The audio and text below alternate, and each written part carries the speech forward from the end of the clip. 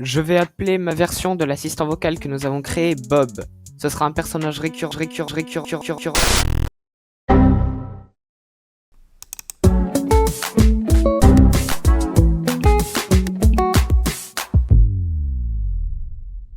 Hello World, c'est user@9955 et aujourd'hui, je vais me fabriquer un bot. Pour commencer, une fois n'est pas coutume, on va respecter les conventions et commencer par un algorithme. En gros, un algorithme, c'est un dessin qui permet de mieux comprendre le fonctionnement d'un programme, quel que soit le langage de programmation utilisé. Notre programme va avoir 5 fonctions.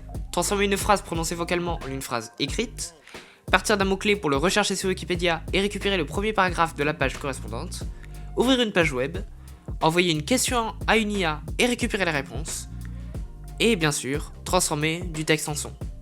Tout ça, on va le relever de quelques conditions, et voilà, on sait ce que va faire Bob. La reconnaissance vocale, on a déjà travaillé avec, puisque c'est la même bibliothèque qu'on avait utilisée pour créer le Bob 0, l'assistant vocal.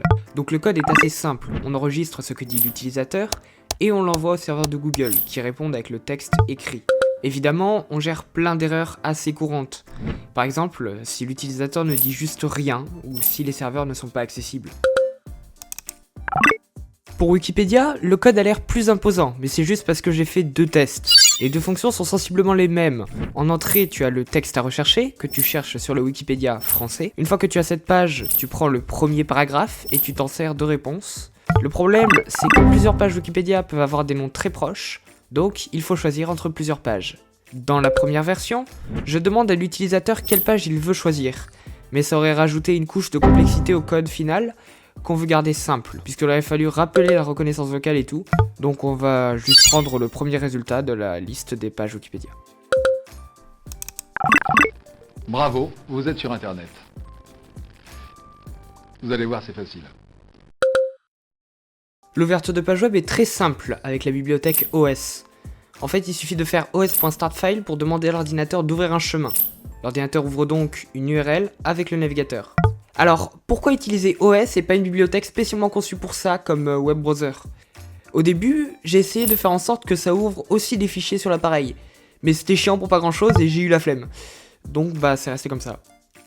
J'ai juste utilisé une autre bibliothèque qui regarde si dans ce que je demande d'ouvrir il y a une extension de site web valide, genre .com ou .fr. Si c'est le cas, l'URL est ouverte, sinon l'URL ouverte est le lien d'une requête Google plus le terme recherché. Pour avoir des réponses par IA, on va utiliser Gemini de Google. je vais dire Gemini parce que j'ai l'habitude de dire Gemini. Mais sinon c'est Gemini à la base, voilà. Et c'est ChatGPT aussi. Pourquoi ? Parce que c'est gratuit. Moi ça me gêne pas si je suis radin. Donc je récupère ma clé d'API et je la mets dans un fichier. On va utiliser la fonction open pour ouvrir le fichier et lire la clé. Cette clé sera ensuite utilisée pour envoyer une requête à Gemini et renvoyer la réponse. Alors, pourquoi mettre la clé d'API dans un fichier et pas en dur dans le programme ? Parce que dans le GitHub en description, vous retrouverez tous les fichiers, sauf la clé d'API, qu'il vous suffira de créer à votre nom, ce qui fait que j'aurai pas de problème si vous dites des conneries à l'IA.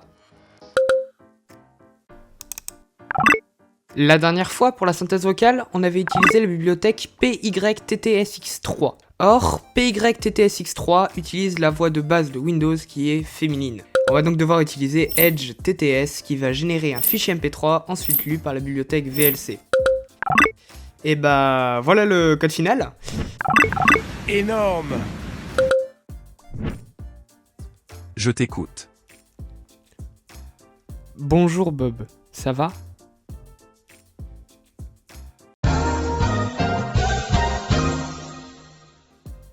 Bon, pour que vous compreniez le problème, on va revoir les bases. Python travaille avec des fonctions, c'est-à-dire des morceaux de programme que l'on peut appeler, ce qui est plus rapide que de réécrire le code qu'il représente.